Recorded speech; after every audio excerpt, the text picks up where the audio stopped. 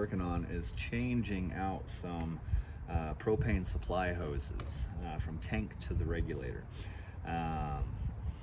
What we've got going on here with these standard hoses that are made of rubber is sometimes as they age, and even not even that old, they'll start to crack.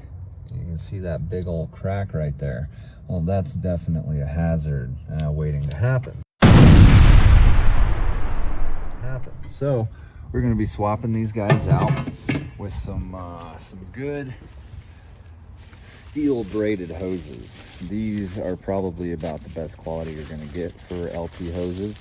These ones in particular have gauges on them that'll tell you generally about how much propane you still have left in your tank.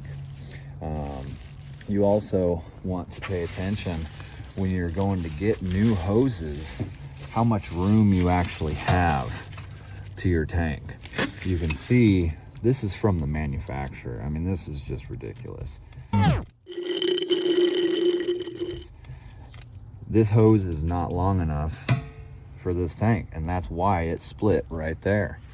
So we're going to be swapping these out, and the hoses I had suggested to the client who purchased these again on Amazon to get ones that are at least twice as long as what's already there. So here we go.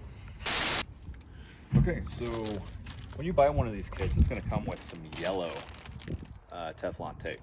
Now, yellow is the color that you're going to want to use when you're installing gas lines, and this is going to help to prevent leaks after the installation. Now, I'm not a big fan of Teflon tape, so what I like to use is actually this stuff, pipe thread sealant, and this is kind of a liquid in a tube. You can get this at any of your local hardware stores. So what we're going to do is we're going to fill our threads, and it doesn't take a whole lot of this stuff. Just want to basically put it on in a couple places and then spread it around with your finger.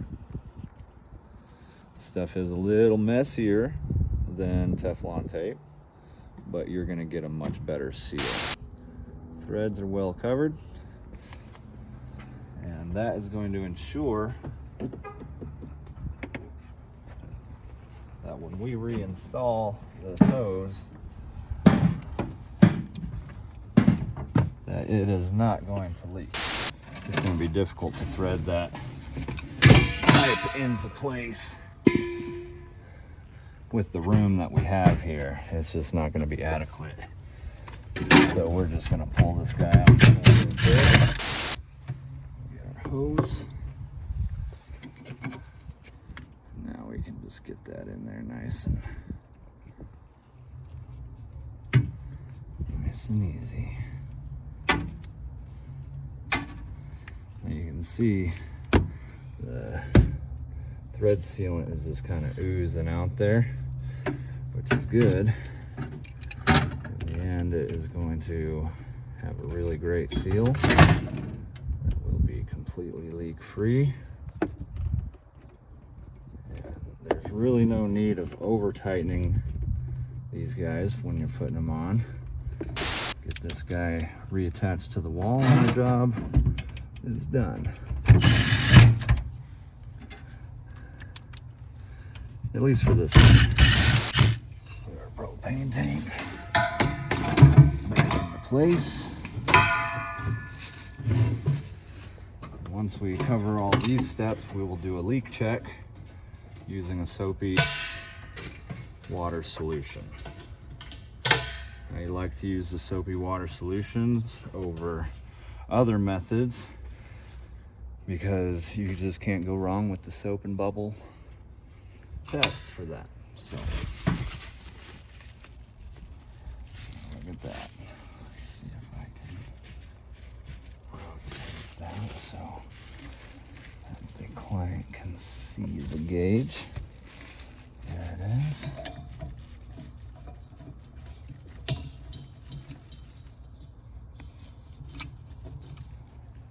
Now that is convenient, functional, quality, and no strain. on that hose. Pop this guy open.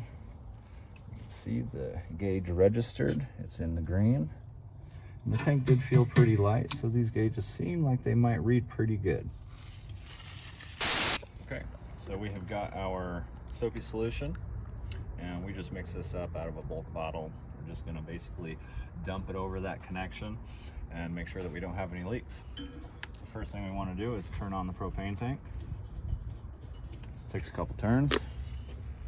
And we're just gonna pour this on here and observe for any bubbles, of which there are none. The tank is already on. Soak it. And as you can see, there are no bubbles.